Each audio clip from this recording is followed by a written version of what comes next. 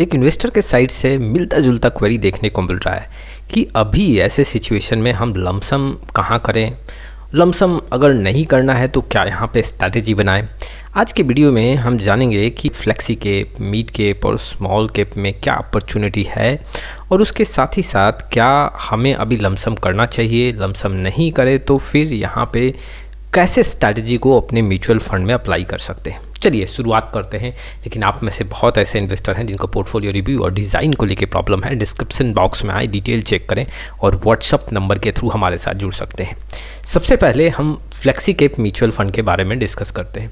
देखो, अगर आपके म्यूचुअल फंड के एनएवी में हाई से अच्छा खासा अपॉर्चुनिटी देखने को मिल रहा है, चाहे वो कोई भी फ्लेक्सी कैप हो, आप पारंपरिक फ्लेक्सी कैप को कंसीडर करो या एचडीएफसी फ्लेक्सी कैप को कंसीडर करो, हाई से अगर 3 से 4% का गिरावट आपके म्यूचुअल फंड के एनएवी में देखने को मिल रहा है तो वहाँ पे आप कुछ परसेंट लमसम कर सकते हैं। लेकिन अगर हाई से वहाँ पे गिरावट ना देखने को मिल रहा हो तो फिर यहाँ पे आपको लमसम नहीं करना चाहिए। जी हाँ, यहाँ पे क्या स्ट्रैटेजी अपनाएंगे, वीडियो के लास्ट में मैं ऐसे कैटेगरी के म्यूचुअल फंड के बारे में एडवाइस करूंगा कि आपको स्ट्रैटेजी क्या अपनाना चाहिए।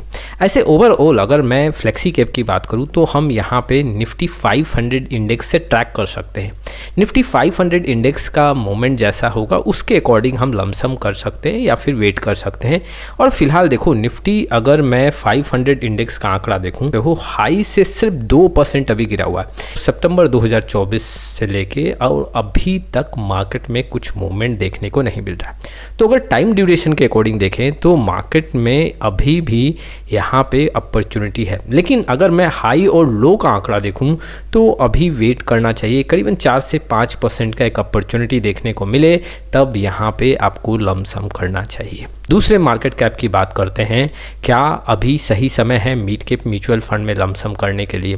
तो देखो, मिड कैप म्यूचुअल फंड जैसे कि मैंने शुरुआती दौर में आपके सामने कहा कि अगर आपके पोर्टफोलियो में जो फ्लेक्सी कैप है हाई से यहाँ पे अच्छा खासा गिरा हुआ है, एनएवी में गिरावट देखने को मिल रहा है, तो वहाँ पे एक लमसम का अपॉर्चुनिटी है, आपको लमसम करना चाहिए। और अभी मैंने 1 से 2 दिन पहले मिड कैप कैटेगरी को लेके यहाँ पे म्यूचुअल फंड का डेटा रखा था कि कैसे म्यूचुअल फंड के एनएवी में ज़्यादा गिरावट है, और वहाँ से आप समझ सकते हो कि क्या कहीं किसी म्यूचुअल फंड के एनएवी में यहाँ पे अपॉर्चुनिटी देखने को मिल रहा है, नहीं मिल रहा।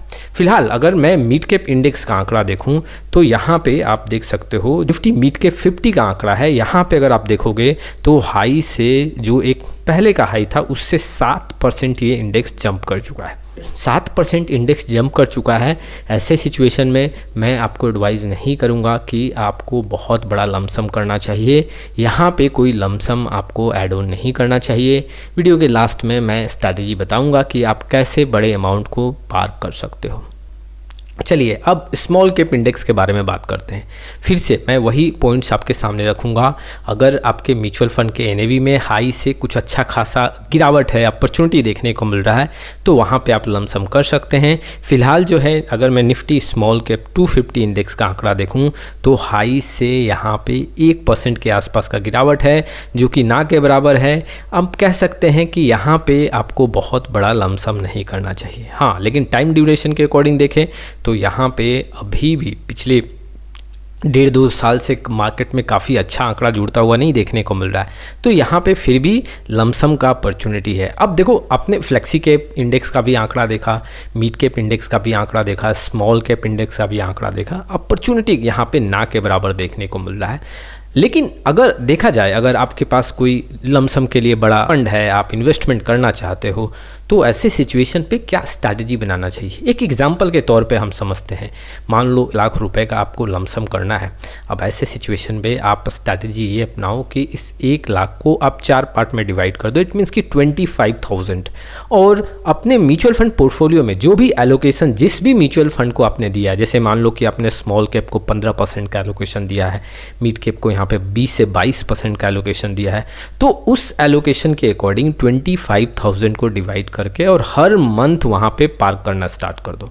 अगर आप कुछ और जल्दी चाहते हो, इट मीन्स कि जी हाँ, आप हरी में हो कि मुझे पैसा जल्दी इन्वेस्ट करना है, तो उस 1,00,000 को वीकली बेसिस पे इन्वेस्टमेंट करना स्टार्ट करो। इट मीन्स कि 4 पार्ट में डिवाइड करके हर वीक में 25,000 के हिसाब से जो आपके म्यूचुअल फंड का एलोकेशन है, जी हाँ, उसके अकॉर्डिंग आप वहाँ पे इन्वेस्टमेंट करो। इट मीन्स कि वीकली एसआईपी करो। अगर हाँ आपका इन्वेस्टमेंट वैल्यू काफ़ी बड़ा है, जैसे 10 से 15 लाख रुपए के आसपास, तो मैं आपको एडवाइस करूँगा कि छोटे ड्यूरेशन में आप उसको पार्क ना करो। करीबन 6 से 8 महीने का समय लो और उसको 6 से 8 पार्ट में डिवाइड करके अपने म्यूचुअल फंड एलोकेशन के अकॉर्डिंग, जी हाँ, मंथली बेसिस पे अपना इन्वेस्टमेंट करो।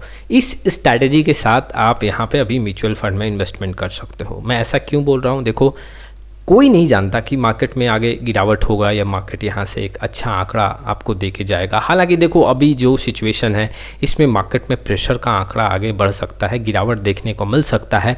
तो ऐसे सिचुएशन में आपका पैसा धरा का धरा भी ना रह जाए, इसलिए यहाँ पे धीरे धीरे आपको पैसा इन्वेस्ट करना चाहिए।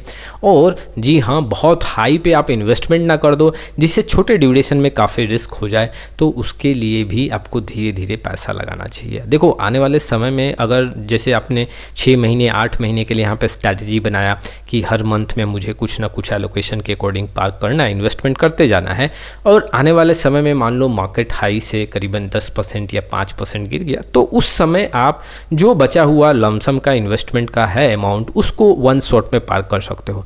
अगर अपॉर्चुनिटी नहीं मिलता, वैसा गिरावट नहीं देखने को मिलता है, तो मंथली बेसिस पे जो हम यहाँ पे स्ट्रैटेजी अपना रहे हैं उसको फॉलो करते जाएंगे और इस तरह अपने इन्वेस्टमेंट को कंटिन्यू करेंगे। देखो जैसे जैसे समय बीतेगा आपके जो भी इन्वेस्टमेंट है उस पर रिटर्न तो देखने को मिलेगा ही मिलेगा, लेकिन रिस्क को मिनिमाइज करना काफ़ी ज़रूरी है। अगर हम अपने रिस्क को मिनिमाइज करके इन्वेस्टमेंट करते जाते हैं तो कहीं बहुत बड़ा डैमेज आपके पोर्टफोलियो में नहीं देखने को मिलेगा। तो ये कुछ इन्फॉर्मेशंस थे जो इन्वेस्टर के लिए इंपॉर्टेंट थे। आपका क्या राय है इस वीडियो को लेके, कमेंट बॉक्स में जरूर आए। फिर मिलेंगे एक नए वीडियो के साथ, तब तक के लिए जय हिंद, जय भारत।